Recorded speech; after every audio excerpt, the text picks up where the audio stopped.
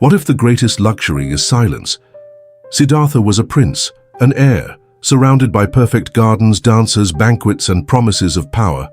But inside, there was something that not even all that gold could silence. A restlessness, a discomfort that only those who have had everything can understand. Sometimes the greatest suffering isn't lack. It's the excess of something that never truly fills. Siddhartha watched his father try to control the world around him, trying to hide suffering, old age, illness, and death. As if covering one's eyes could erase reality, and for a while he went along with it, pretended that a pain-free paradise was enough. But the emptiness kept growing, just like it grows in you, who also has a home, food, internet, comfort, yet feels like something essential is missing. Siddhartha didn't yet know what it was, but he already knew that ignoring it was no longer an option. So he left. He didn't know what he was looking for, but he was ready to see what had always been hidden from him. For the first time, Siddhartha passed through the palace gates. No guards, no distractions, no protection from reality. And there, he saw an old man, hunched over, eyes worn by time. Then, a sick man, overtaken by pain no one could relieve. And finally, a body covered in a white cloth, death.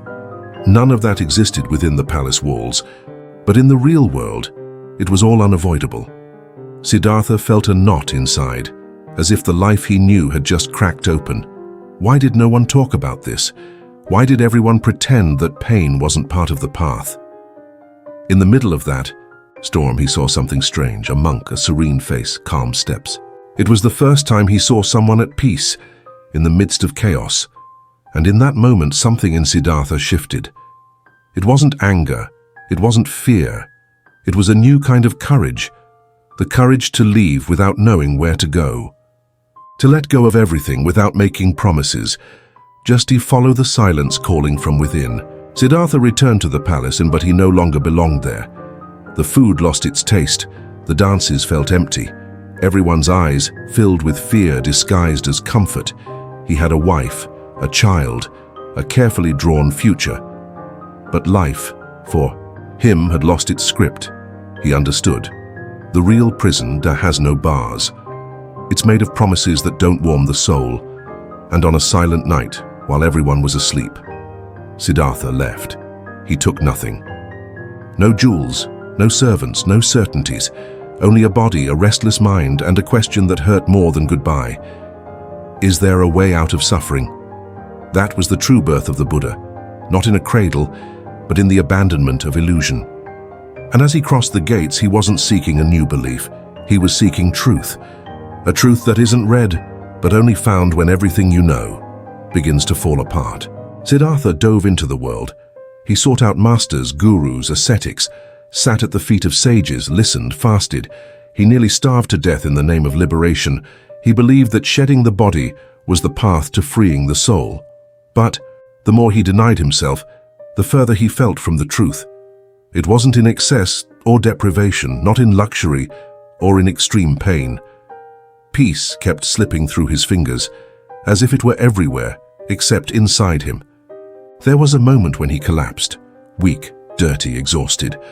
A farmer found him and gave him a bowl of rice. It was his first meal in days. Siddhartha ate, and for the first time, he didn't feel guilty. He realized that maybe the answer wasn't in the extremes but in balance. The middle way wasn't a theory, it was something born from the experience of failing. Siddhartha had spent years seeking a way out beyond himself, until he realized the real prison was internal. It wasn't the world that needed to change, it was how he saw it. So he decided to stop running, stop searching. He sat beneath a tree and made a promise to himself, I will not rise until I awaken. That was not the start of a new method, but the end of all methods. Silence was finally ready to speak. Night fell, and with it, silence. Siddhartha sat beneath the fig tree, crossed his legs, closed his eyes. No ceremony, no miracle, no divine voice, just him with himself. And there, everything began to dissolve.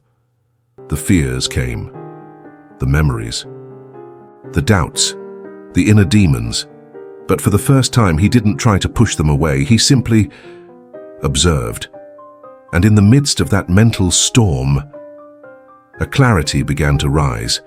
He saw that suffering didn't come from the world, but from attachment, from desire, from the illusion of permanence. He understood that everything passes: pain, joy, youth, thoughts, that life is a river, and trying to control it is to drown. He saw that the ego, this me we defend so fiercely, is just a character trying to survive in a never-ending play, and in that moment, something inside him dissolved. There was no more Siddhartha the prince, nor the beggar. There was only presence, a state without name, without time, without craving. It wasn't ecstasy, it was peace. It wasn't escape, it was encounter. He didn't become a god, he just woke up. Like someone who after a long time finally opens their eyes and realizes they were dreaming. The fig tree that sheltered him became known as the Bodhi tree, the tree of awakening. And from there, the Buddha was born, the one who awakened. But he didn't walk away with a dogma. He walked away with something far more rare, a truth that doesn't need to be imposed, only lived. Buddha didn't bring promises.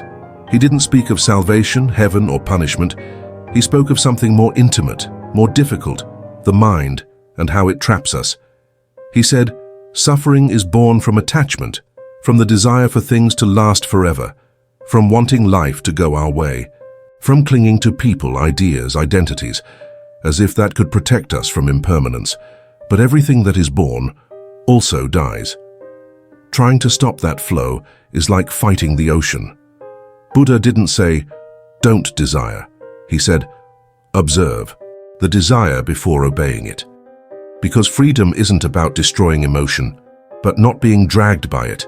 He taught that pain is inevitable, but suffering is a choice.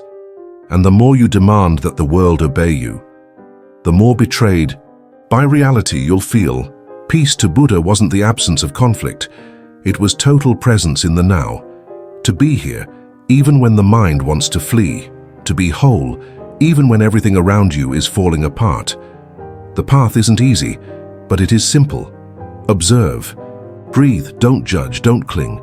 Silence yourself not to escape, but to finally listen, because within you deep down, there is something that was never born, and because of that, it will never die. And maybe that's what you've been searching for without knowing it. Not peace in the world, but a world at peace is that within you. What if you were the Buddha? Maybe you'll never live in a temple or sit beneath a fig tree for days, but what if awakening doesn't require any of that? What if it happens now, in your room at 3 in the morning, or in the middle of an ordinary day while the world demands haste and you for the first time choose to just breathe? Siddhartha didn't become the Buddha because he discovered a secret truth. He became the Buddha because he stopped running from the obvious truth. Everything changes, everything passes, you control nothing, but you can observe, you can let go, you can be. And that is the beginning of freedom. Suffering isn't your enemy, it's the teacher showing you where attachment still lives. Pain doesn't need to end, it needs to be understood. The path doesn't require faith, only sincerity. You don't need to believe in Buddha, you need to look within with the same courage he had. Because maybe you too are ready to awaken. And all that's missing is silencing the world and finally listening to yourself.